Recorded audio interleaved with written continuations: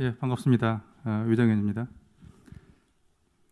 보통 이제 이런 세미나라든지 이제 컨퍼런스가 되면 이런 공간들에 이제 많은 분들이 오셔가지고 함께 이제 고민하고 함께 좀 생각하고 좀 이럴 기회가 많았었는데 코로나가 되면서 그래도 오늘 좀 이 오프라인에 그래도 많이 와주셔가지고 조금 놀랐습니다. 왜냐하면 요즘 같은 이런 세미나 행사에 직접 오프라인 오시기가 여러 가지로 쉽지 않은데 그런 점에서 이게 이 백이동 상무님의 참 이 명성이 대단한 것 같습니다.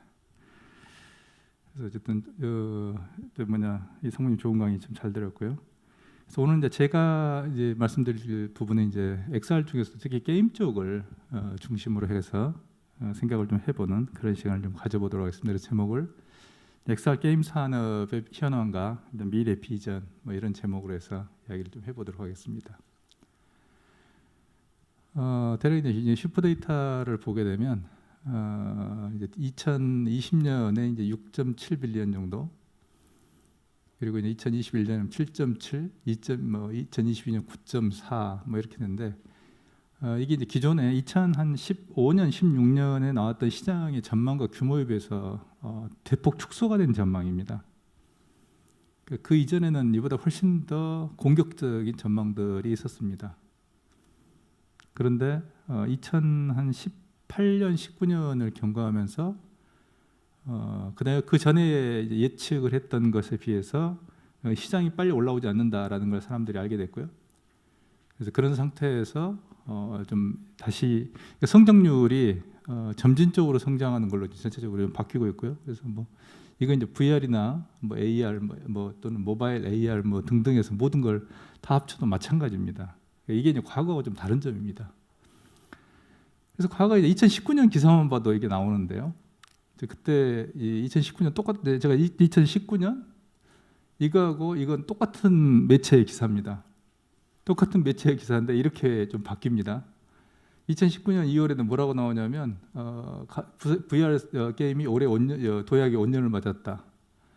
실감나는 VR 품질은 초당 프레임과 전송 속도가 매우 빨라야 하는데 이를 가능하게 해줄 거다. 5G가 상용화되면서 그래서 VR 게임의 선전이 기대된다라고 이제 2019년 2월에 있고요. 그런데 현실은 또 똑같은 매체에서 어떻게 되냐면 VR, AR 산업 성장이 예상보다 더디게 진행되고 있다. 킬러 콘텐츠가 없는 게 최대의 문제고, 예를 들면 단순히 체험용에 그치는 하드웨어뿐만 아니라 성장세를 지속할 수 있는 콘텐츠 개발이 최대 과제를 부상하고 있다. 즉 같은 매체가 두 개가 서로 다른 이야기를 하고 있습니다. 이게 뭐냐는 거죠. 왜 이렇게 되냐는 거죠. 그리고 게임이 이제 또 이게 이제 우리 현실인데요.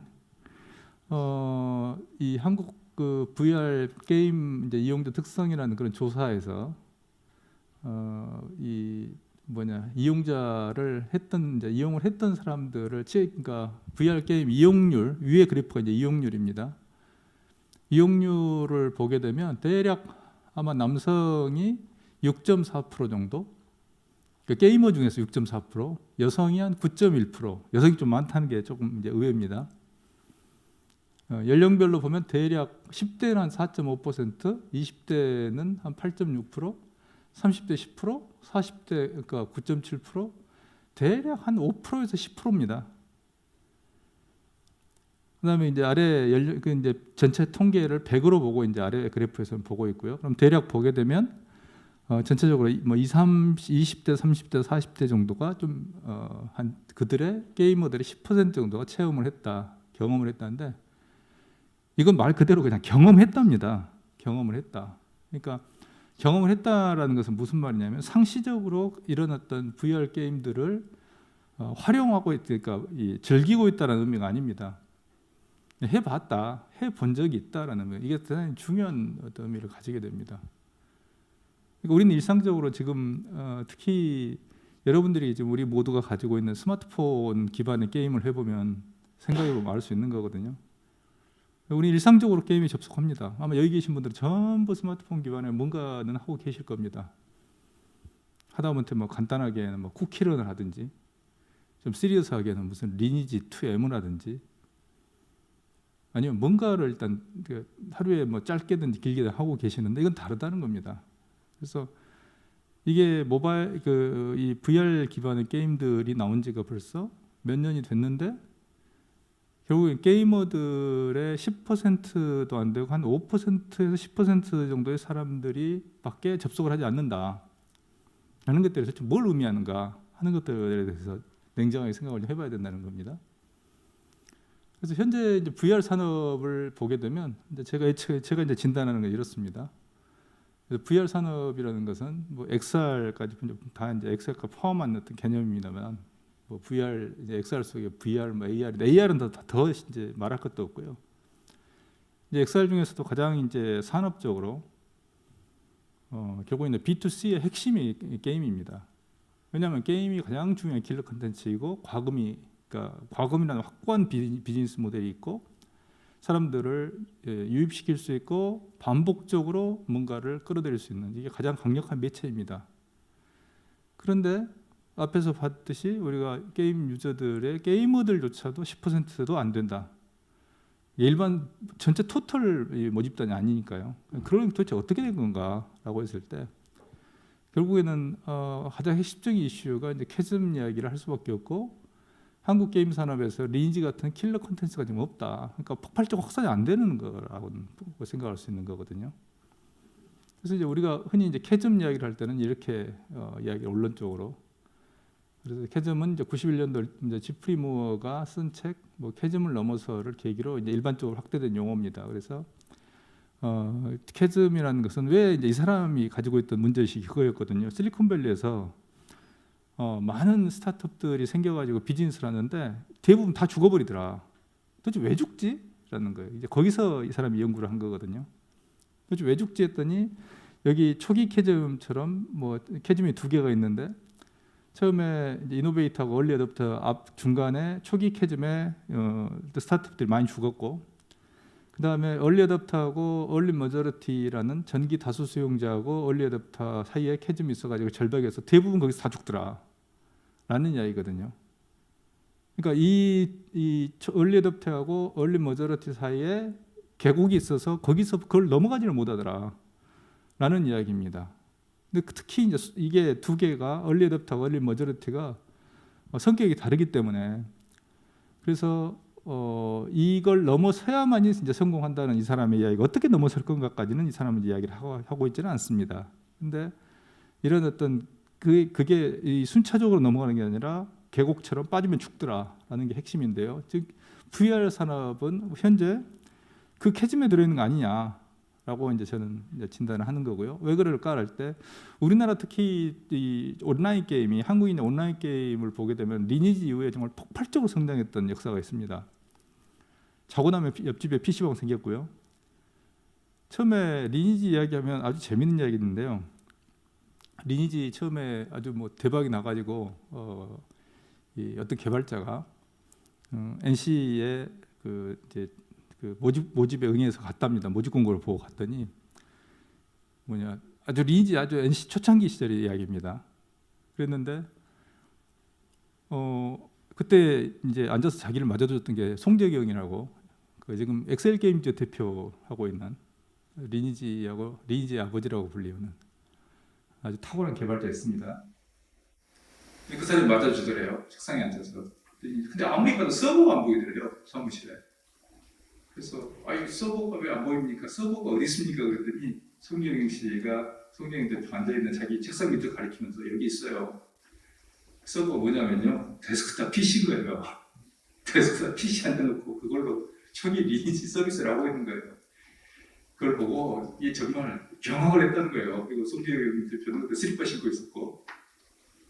그럼에도 불구하고 그 정도의 어떤 취약한 상태임에도 불구하고 리니지 같은 경우는 어쨌든 정말 폭발적으로 늘었거든요.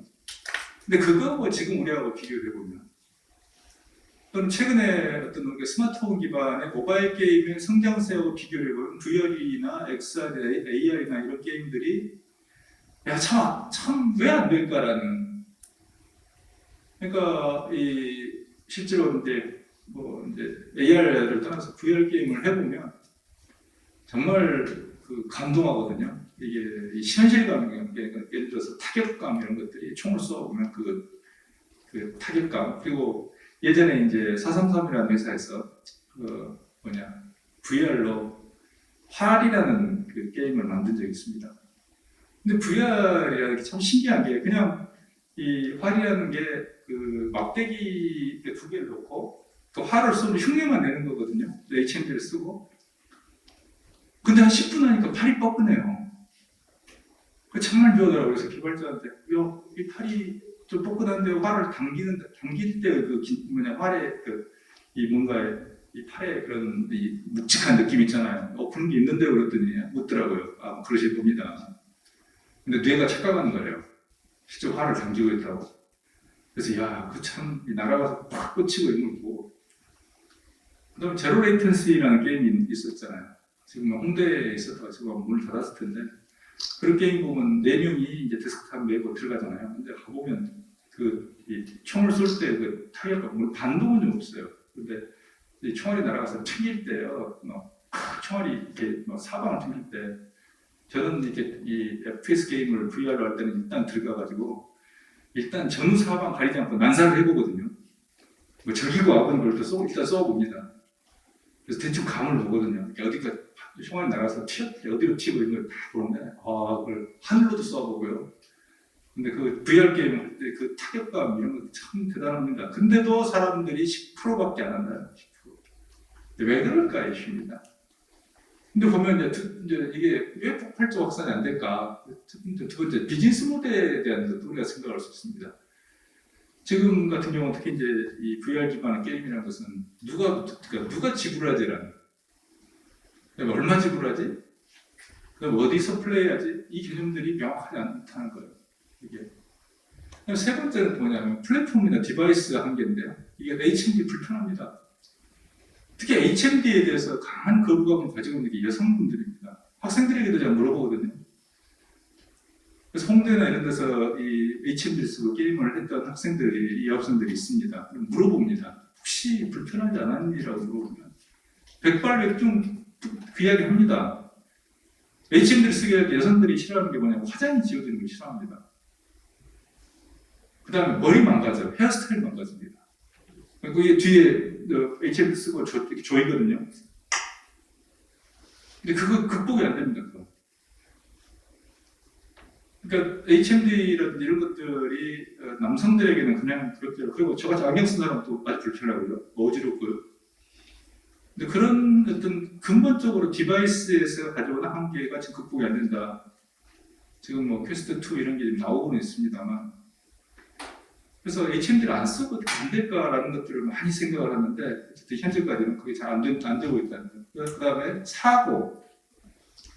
이게 또 이 VR 게임 같은 경우 사고 이슈가 분명히 존재합니다. 그래서 지금 일본에서 어떤 칼 가지고 어떤 그 이름이 뭐였죠? 제 아는 회사인데 거기서 이제 VR 이걸 가지고 그러니까 이걸 이제 흔들면 칼처럼 이제 칼 대결하는 거죠. 그 애니메이션 나가지고.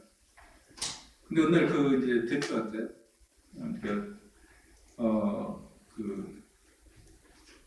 누구죠? 대표한테 연락이 왔대요. 제품을 이미 서비스를 하고 있는데 뭐냐면 그걸 집안에서 혼자 HMD를 쓰고 휘두르다가 손이 벽에 부딪혔대요. 그래서 이게 팔에 금이 갔다. 보상해라. 그래서 이제 답변을 해줬대요. 처음에 서비스 시작하기 전에 부상의 위험이 있습니다. 제대로 이렇게 써놨다. 그걸로 어쨌든 끝나긴 했던 모양인데 그 대표가 신키요시입니다. 신키요시 대표인데 우리나라에도 그게 지금 들어왔습니다. 우리나라에 VR 이게 게임 이름을 까먹었는데 근데 그 사람이 뭐라고 그러냐면 도대체 무슨 일이 날지 알 수가 없네요. 근데 이 VR 같은 경우 특히 이제 VR방에서 가지고 있는 어떤 근본적인 어떤 코스트의 이슈가 뭐냐면 항상 누군가가 도와줘야 됩니다. 그래서 VR이 초등학교라든지 중학교라든지 학교에 들어갈 때 가지고 있는 고민이 항상 거기에 있습니다. VR을 교육용으로 쓸 때도 누군가가 있어야 돼요. VR, HMD를 쓰는 순간 눈 감고 있는 겁니다. 눈 감고 있는 상태에서 옆 사람하고 부딪힐 수도 있고 넘어질 수도 있고요. 예를 들어 HMD 쓰고 이런 데 있다가 예를 들어 연단에서 떨어지면 넘어지면 이거 정말 대형 사고입니다. 어른은 괜찮아요. 애들 넘어지면 대형 사고 납니다. 아주 지금 안전에 예민하거든요. 학교. 근데 그건 VR병도 그렇습니다. VR병 같은 경우도 항상 누군가가 봐줘야 됩니다. 그 HMD 씌워줘야죠. 조여줘야죠. 옆 사람하고 부딪히지 않도록 해야죠.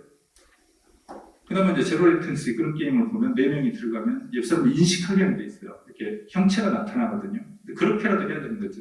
안 그러면 부딪히면 그거 어떻게 됩니까? 그래서 항상 그 기본 코스트가 높습니다. 그냥 기본 인건비가 들어가니까. 그래서 인건비라는 높은 고정비 이슈가 이게 해결할 때 대단히 중요한 문제예요. 등장하면 해결해야 돼요. 그래서 특히 이제 이 VR 캐즘을 극복을 위한 이제 5가지 5R이라고 되어 있는데요. 예를 들면 이게 우리나라의 온라인 게임이나 모바일 게임에서는 아주 스마트폰 게임에서는 심플하게 등장합니다. 그래서 이런 어떤 비즈니스 모델이 좀 심플해져야 됩니다. 예를 들면 VR 같은 경우 특히 이제 어떤 컨텐츠가 제일 유력하죠? 게임이죠. 그다음 우리나라 같은 경우 어떤 장르였나요? MMORPG입니다. 리니지. 어떤 국가가요? 한국과 아시아입니다. 한국과 아시아에 그냥 쓰나미처럼 밀려와 버렸어요.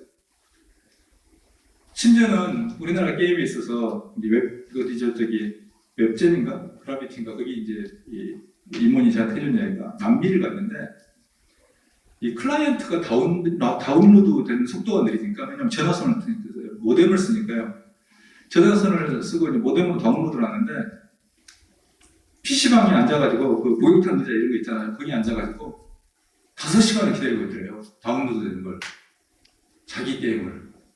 아마 웹제는 미운가 그라비티 나가고 싶은가 그건데 그래서 정말 감동했대요. 우리 제품에 대해서 이렇게 고객이 그래서 이들에게 좋은 서비스를 해줘야겠다고 생각을 했답니다. 근데 5시간을 앉아서 기다리는 거예요. 그 다운로드 되게 클라이언트가. 그 정도로 유저들은 열광했거든요. 또 하나 보자면 디바이스 그다음에 어떤 유저죠?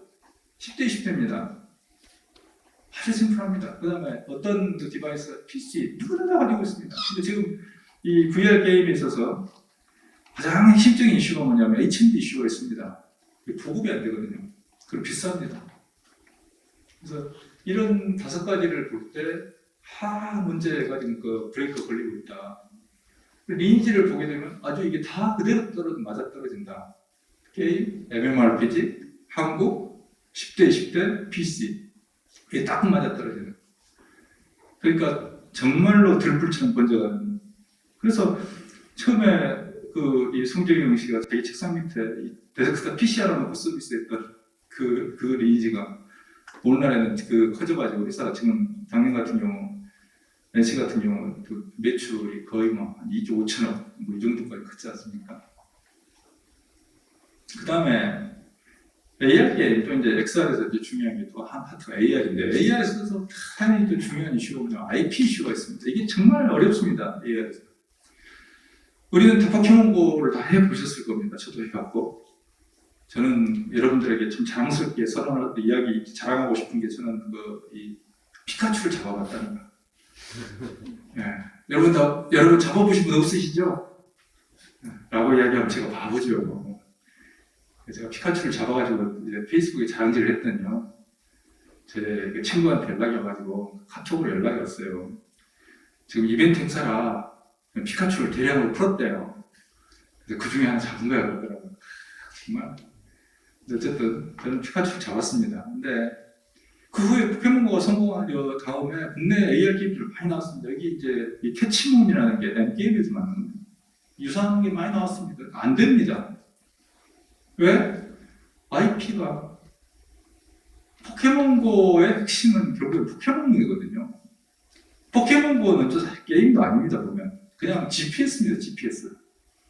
GPS 따라다니면서 AR로 카메라로 잡아가지고 그게 좀 떠있으면 그냥 클릭해서 얘를 잡고 근데 그게 그렇게까지 많은 사람들을 끌어들이고 빨아들일 수 있었던 게 뭐냐면 그 포켓몬이라는 그 IP가 가지고 있는 그 팬덤이거든요.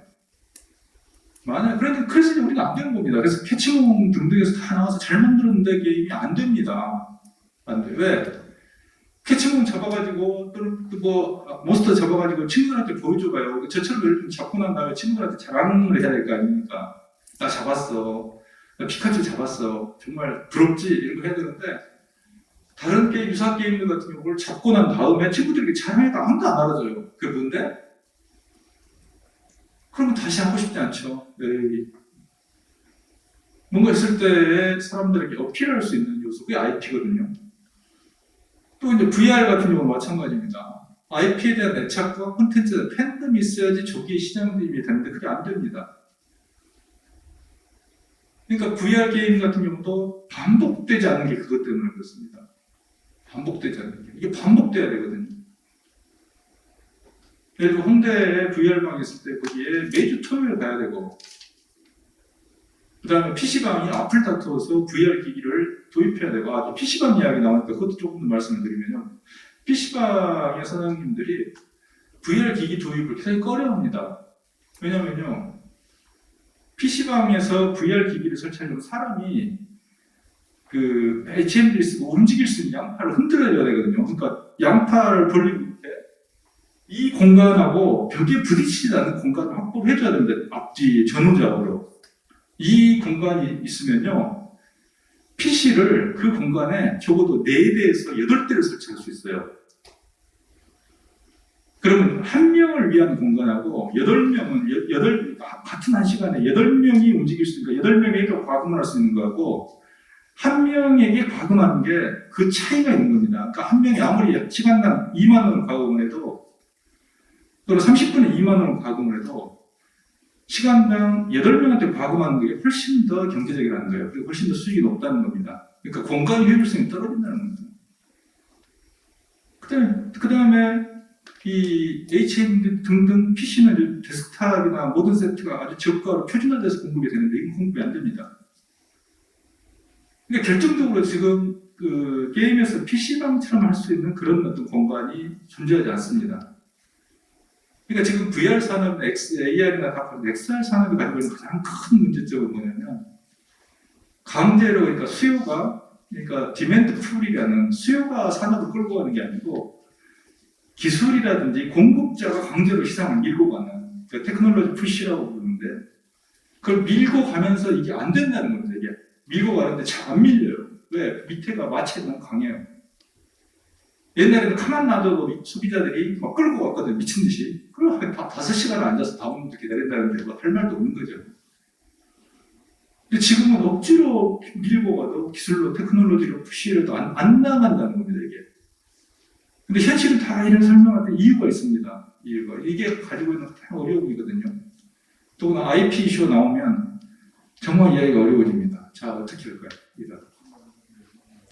이런 어떤 예가 있는데요. 신주쿠 일본 VR 게임 예가 이제 신주쿠 VR입니다. 이건 제가 직접 가서 여기 나와 있는 그 인물은 접니다. 그래서 HMD 쓰고 예를 들면 저 밑에 있는 것은 그 카트라이드 아니죠. 그 마리오 카트 했던 닌텐도 마리오 카트고요. 그다음에 저 옆에 이 하얀 가운 입고 있는 사람이 그때 이제 신주쿠 VR 그때 디렉터 했던 이제 그런 사람이고요. 그다음에 저 위에 제일 위에 있는 사진은 제가 이제 제로 레이턴시라는 FPS 했을 때 거기 이제 데스크탑을 그 백으로 이렇게 메고 가야 되는 그 참 그렇습니다.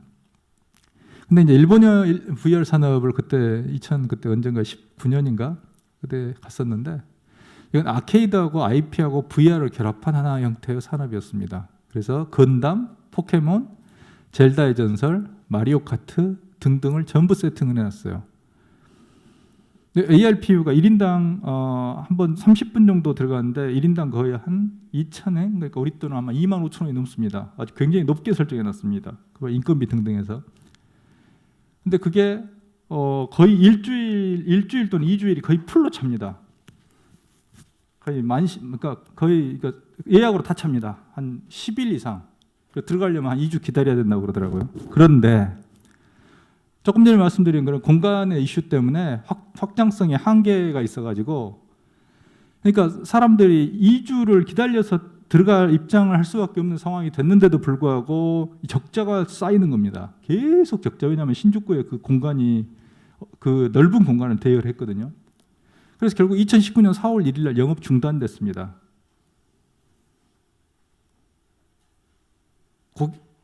고객들은 열광했어요. 저도 이제 들어가서 타봤더니 오 재밌습니다. 막 미친 듯이 막 마리오 카트 탔는데, 그리고 사람들이 또 꺼리는 게 어떤 게 있냐면요. 특히 그 VR방에 가가지고 자기는 재밌거든요. HMD 쓰니까 안 보이는데 혼자 막 손 휘두르고 막 그 뭐 소리 지르고 이러면 주변 사람들이 보는 것은 쟤 미쳤나? 뭐 이럴 정도입니다. 그래서 때로 다른 사람들이 이 VR 하고 있는 거 보면 좀 VR 게임 하고 있는 거 보면 좀 민망할 때가 있습니다. 그것도 조금 사실은 꺼려지는 측면이 있고요, 유저들이.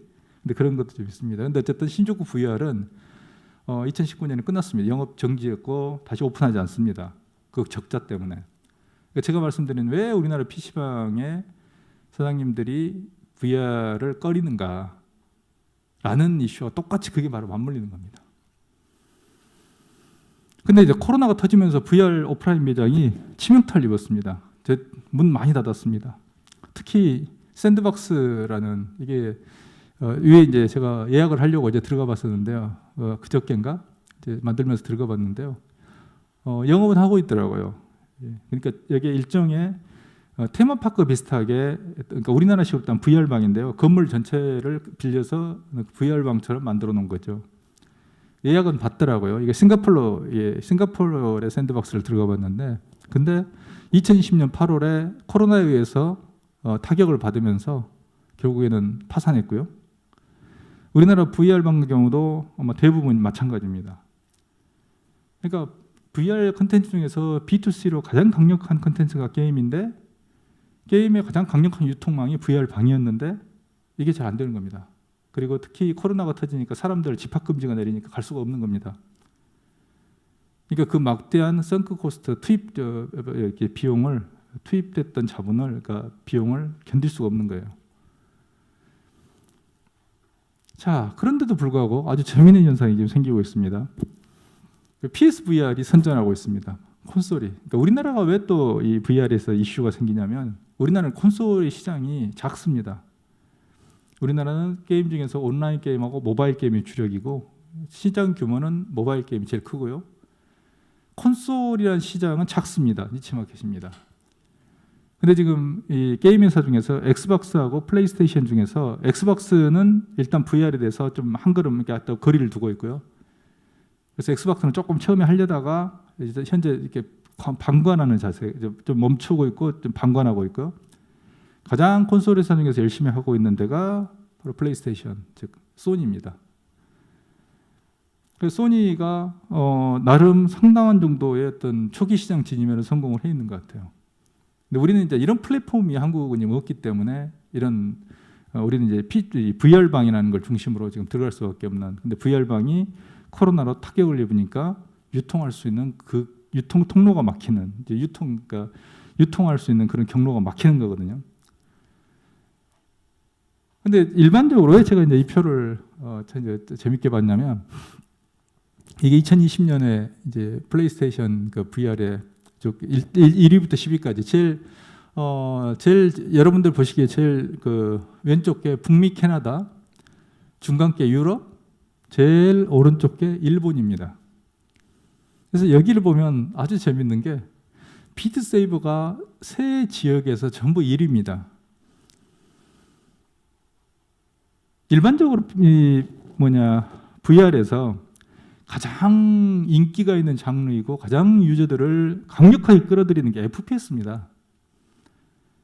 FPS가 가지는 역동성과 그다음에 긴장감, 현실감, 이런 것들이 가장 잘 맞습니다. 여러 가지 이제 경치를 보고 이제 RPG 같은 경우는 젤다의 전설 등등을 보게 되면 들어가서 경치도 좀 보고 앞에 몬스터도 크고 참 대단하다 이런 거 다 물론 합니다만, 대단하게는 만들어 놨는데 실질적으로 안에 들어가서 사람들을 정말 야 이거 정말 대단하네라고 했을 때 그 느끼는 실제감, 이게 진짜 VR이 가지고 있는 정말로 큰 파워구나라고 느낄 수 있는 건 그 FPS입니다. 그런데 비트 세이버가 세 대륙에서 다 1등이에요. 세 대륙이 아니라 세 지역에서. 정말 재밌는 겁니다.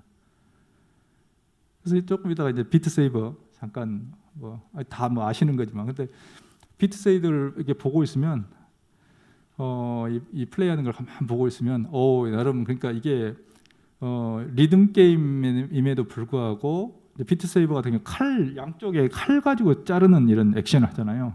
이걸 나름의 그런 어떤 액션 게임의 분위기를 연출합니다. 그래서 단지 뭔가 음악에 맞춰서 뭔가 이렇게 딱딱 때리고 이 정도면 아마 그 정도는 안 됐을 거예요. 근데 칠 때 그 칼로 벨 때 그 타격감이라는 게 있거든요. 비트 세이버 그게 있습니다. 근데 그런 걸 떠나서 FPS가 아닌데 음악 게임인데 이게 콘솔에서 1등이라는 건 이건 상당히 재밌는 현상인 겁니다. 그다음에 북미하고 유럽에서 2위가 뭐냐면 잡 시뮬레이터입니다. 잡 시뮬레이터는 뭐냐면 직장에 가서 여러 가지 주어지는 퀘스트를 진행하는, 예를 들면 복사도 하고 주스도 마시고 커피도 만들고 이런 겁니다. 근데 이게 2위예요. 이게 참 특이합니다. 근데 이제 일본에서는 플레이스테이션 VR 월드라는, 이건 이제 6개인가 게임을 모아놓은 거거든요. 오디세이처럼 우주도 여행하고 이런 건데 그게 이제 2등이고요. 3등은 이제 북미나 캐나다에서는 슈퍼 VR이라는, 이거 일종의 이제 경기장에서 격투기하는 형태의 게임인데요. 그런 거고요. 그다음에 유럽에서는 아이언막스 리벤지 미션이라는 게 있는데요. 저건 뭐냐면 그냥 일종의 조폭들을 상대로 복수하는. 근데 그게 3위에서 유럽하고 미국은 그게 3위입니다. 그리고 슈퍼 VR이 유럽에서 이제 4위고 등등 그렇습니다. 그다음에 5위가 고온이 아까 경기장에서 격투하는 게임이 저게 5위가 고온 저건 것 같아요. 슈퍼도 저것도 일종의 이제 이 캐릭터들하고 아바타들하고 싸우는 그런 게임인데 저것도 이제 일종의 격투 게임이고요. 이게 이 FPS의 변형으로 이제, 근데 저것도 대단히 유니크하게 만들었던 VR이더라고요. 근데 이렇게 보면 전체적으로 1위부터 5위까지를 쭉 보게 되면 뭔가 대전을 하거나 워킹 데드 같은 경우도 마찬가지죠. 뭔가 싸우고 전투하고 그다음에 모험을 하고 이런 건데 비트 세이버가 세 개의 지역에서 모두 1위를 하고 있다는 건 아주 재미있는 현상이다. 그다음에 일본 같은 경우 특히 8위를 보면 이게 하츠네 미쿠 VR이거든요. 하츠네 미쿠는 많이 아마 아실 겁니다. 그러니까 흔히 이제 그 가상의 아이돌을 하고 있는 가상의 아이돌로 공연을 하는 이 하츠네 미쿠 VR인데 하츠네 미쿠인데 하츠네 미쿠 VR을 만들어 놔서 그게 HMD를 쓰고 가면 하츠네 미쿠의 공연을 본다든지 뭔가의 액션을 같이 한다 이런 게 가능한, 이제 일본에서만 이게 등장했습니다. 이거 빼놓고는 나머지는 대략 보면 일반적으로 VR에서 VR 게임에서 할 만한 그런 것들이라는 거죠. 향후 전망을 이제 좀 정리를 해보면 이렇게 얘기할 수 있습니다. VR 게임은 XR 게임이라고 지칭을 해도 마찬가지입니다만 온라인 게임이나 모바일 게임처럼 단시간에 성장은 어려울 것이다 라고 생각을 합니다. 그리고 특히 HMD하고 본체의 일정 수준의 성능이 필요하기 때문에, 그리고 HMD하고 본체의 성능을 그래서 확보하겠는데 시간이 걸릴 것이다. 그리고 그걸 경량화, 가볍게 하는데, 그리고 유저들이 쉽게 쓰게 하는데 시간이 걸린다는 이야기입니다. 그래서 특히 이제 소니의 플레이스테이션 VR이 왜 그렇게 인기가 있냐의 이슈가 있는데요. 소니는 전용기이기 때문에, 전용 단말이기 때문에 기본적으로 이 VR이 요구하는 그 데이터 처리에 있어서의 전용 CPU 등등을 쓰기 때문에 훨씬 그 전부 데이터를 처리하는 능력이 더 뛰어나거든요. 그래서 이제 그다음에 소니가 가지고 있는 또 하나는 이제 VR에서 나름의 어떤 성과를 올리고 있는 건 역시 컨텐츠입니다. 컨텐츠를 VR에 맞게 VR에서 사람들이 느낄 수 있는, 체감할 수 있는 최적의 컨텐츠를 만들기 위해서 노력을 했다. 그러니까 소니가 전체 하고 있는, 내놓고 있는 그 제품들을 쭉 보게 되면, 그 게임들을 쫙 보게 되면 전부 FPS로 다 채우고 이러지 않습니다. 어드벤처도 있고 FPS도 있고 뭔가에 뭐 비트 세이버 같은 리듬 게임도 있고 이것도 있고 굉장히 다양하게 만들어 놓고 거기에서 유저들이 알아서 고르게 하는 이런 전략을 취하고 있다는 거. 그다음에 세 번째는 정부 정책에 의한 XR 시장 형성은 곤란할 것으로 봅니다. 특히 B2C 시장, 컨슈머를 위한 컨슈머 시장 형성은 저는 어렵다고 봅니다. 현재 정부가 그래서 특히 이제 과기정통부가 그렇습니다만 그래서 추구하고 있는 시장은 B2B입니다. B2B. 근데 B2B 시장도 가지고 있는 고민이 있습니다. 그게 뭐냐면 B2B 시장에서 정말 이 나름의 지금 이미 응용하고 있고 성과를 내고 있는 그런 데가 예를 들면 현대자동차 이런 데입니다. 모델링하거나 그 개발하는데 VR을 쓰거든요. 그리고 고객들이 자동차에 대한 인터페이스로 확인하고 이럴 때도 씁니다. VR을. 처음에 모델링을 할 때. 근데 그건 정부와 관계없이 해버립니다. 포스코도 VR을 씁니다. 그러니까 성과가 나오는 건 대기업들인데 대기업들은 알아서 다 합니다. 근데 중소기업은 그 성과를 B2B 시장에서 성과를 내기가 시간이 걸린다는 거고 그렇게 되면 결국 정부의 조달 시장으로 들어가야 된다는 거죠. 근데 조달 시장으로 들어가야 되는데 정부가 예를 들면 국방부, 뭐 산자부, 뭐 문체부, 뭐 과기정통부, 중기부 다 합니다. 전부 따로따로 똑같은 거 합니다. 똑같다고 이야기하면 실례고 비슷한 거 합니다. 이 부처가 옆에 부서가 뭐 하는지도 모릅니다. 국방부에서 뭐 하고 있는지 과기부 모르고요. 그리고 각자 다 발주합니다. 그럼 이 전체적인 통합적 시너지가 안 나온다는 거거든요. 그래서 어쨌든 B2B건 B2C건 정부 정책에 의한 XR 시장 형성 곤란할 것이다. 대기업은 정부 정책과 무관하게 필요한 기술을 적용 중이다. 그래서 알아서 개발하고 알아서 발주하고 알아서 응용하고 하는 중이다라는 거죠. 그 다음에 그럼에도 불구하고 하프라이프 알릭스 밸브가 그걸 내놨습니다. 2002년 20년에 등장했는데 아주 큰 호평을 받았습니다. 저건 정말 잘 구현해놨더라고요. 그래서 다만 향후 이런 게임의 등장에 의해서 시장과 유저가 점진적인 확대가 될 거라고 예상을 합니다. 특히 소니 같은 경우는 일정하게 이미 시장 진입해가지고 생존을 한 것 같아요.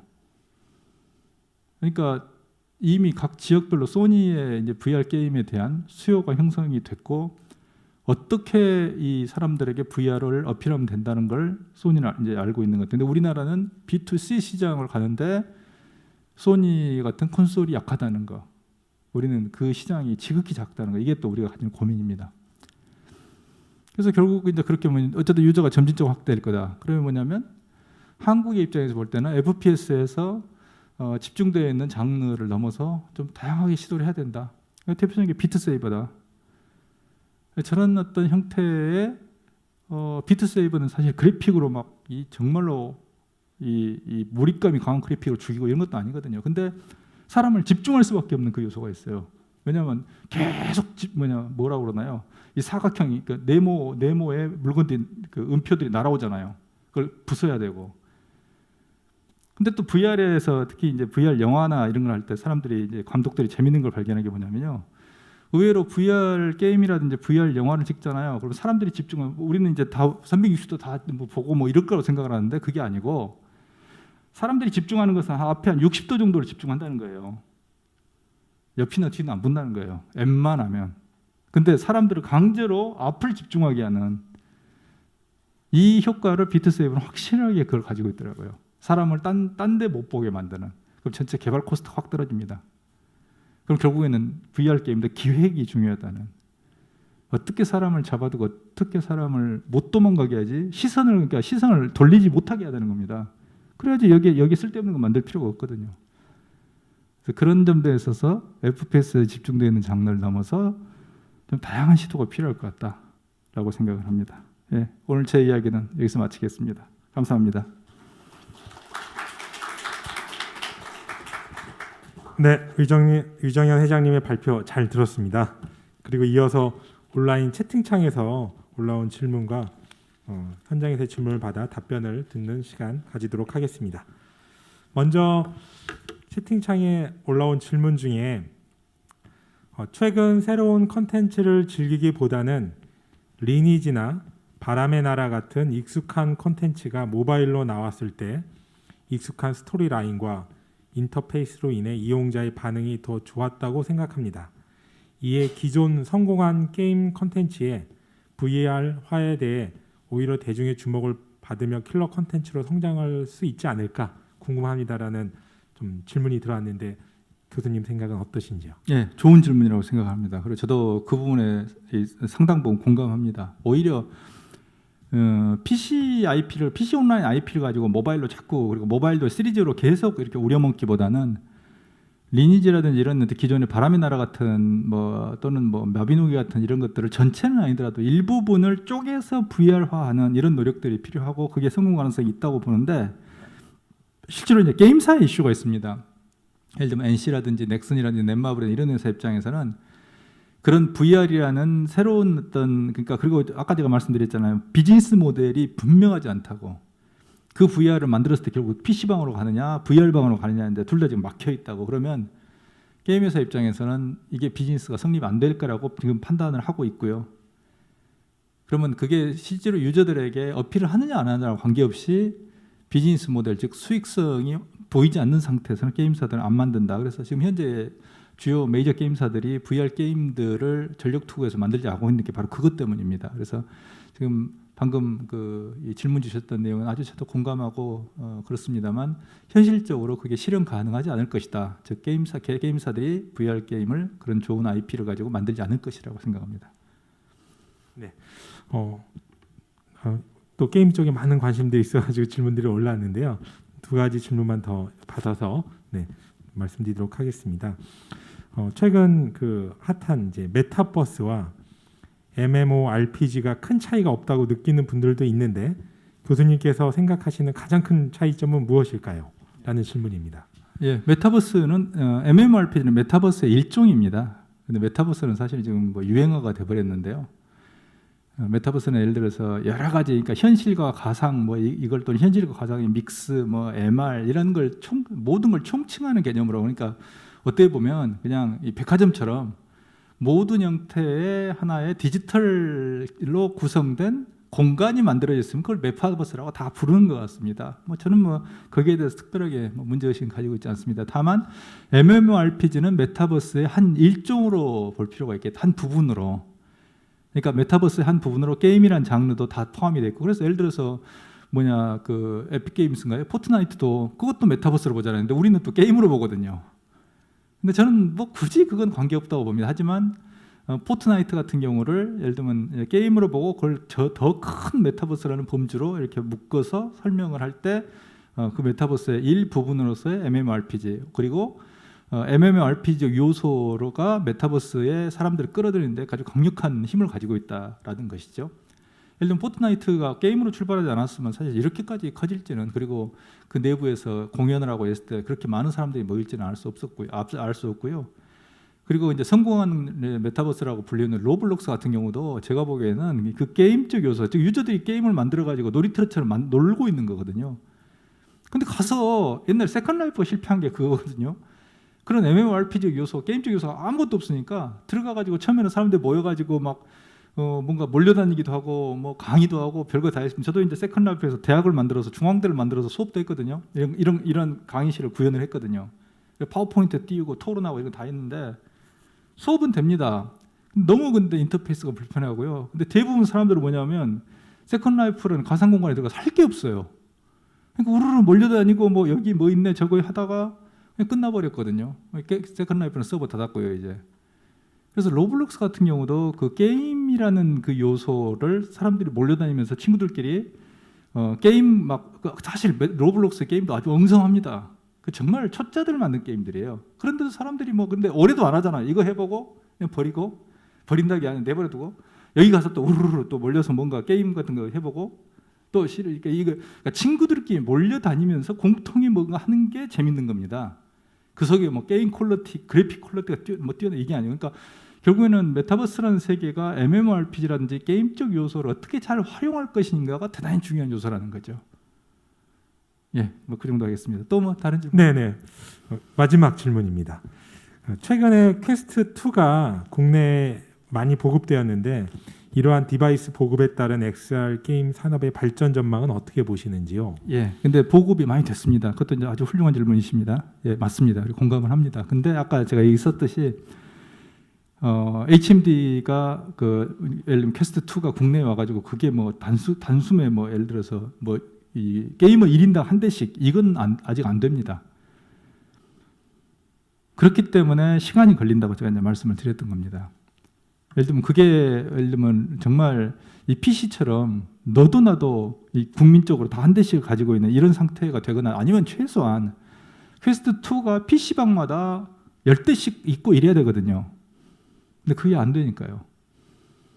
그러면 그걸 개인이 지금은 퀘스트 2를 개인이 구매해서 그걸 이제 쓰고 뭐 좀 게임을 하고 이제 이 정도가 되는데 그 현재는 하드코어 유저들이 사는 단계라고 지금 보고 있습니다. 그래서 아까 제가 캐즘을 말씀드렸는데 하드코어에서 초기 얼리 어댑터에서 얼리 머저리티 조기에 다수로 넘어가야 되거든요. 얼리 머저리티로 넘어가면 전체의 유저의 절반을 차지합니다. 50%를 딱 차지하는 게 얼리 머저리티. 그러니까 전기 다수 수용자가 거기까지가 50%거든요. 그래서 그 정도가 돼야지 되는데 지금 단계에서는 퀘스트 2가 아주 그 정도로 일반 유저, 하드코어가 아니라 일반 유저까지 폭발적으로 팔릴 걸로는 보지 않는다. 그래서 우리는 이런 어떤 XR 기반의 게임에 대해서도 그리고 이제 특히 AR도 그렇거든요. AR은 IP 기반이 안 되면 그럼 AR 안 된다는 거거든요. AR은. 그럼 이제 VR 남습니다. 홀로그램 기반의 게임도 안 됩니다. 그럼 유일하게 지금 VR 정도. 그다음에 홀로렌즈로 하고 있는 것도 결국에는 B2B로 하는 거지. 그걸 갖고 B2C로 하려고 많이 노력을 했는데 그것도 잘 안 됩니다. 그러면 결국은 VR 기반이거든요. XR이라고 우리가 하더라도. 근데 그것도 시간이 걸리고 인내심이 좀 필요하고 코로나가 좀 종식되는 걸 그걸 바라보면서 게임 개발을 해야 되지만 그럼에도 불구하고 우리가 딱 멈추고 게임 개발을 멈추고 있을 때 VR 기반의 게임을 멈추고 있을 때 코로나가 정말 종식돼 가지고 정말 뭔가 할 수 있는 상황이 되면 개발된 게임이 없으면 안 된다는 겁니다. 그래서 인내가 필요하고 준비가 필요하고 그걸 이제 정부가 좀 백업을 해주고 하고 해줘야 된다는 겁니다. 뭐 이 정도 할까요? 네네. 네, 이상 질의응답 마치도록 하겠습니다. 아주 열정을 담아서 강의해 주시고 질의응답에 답변해 주신 우리 위정현 교수님께 다시 한번 감사의 마음을 담아서 큰 박수 해 주시면 감사하겠습니다.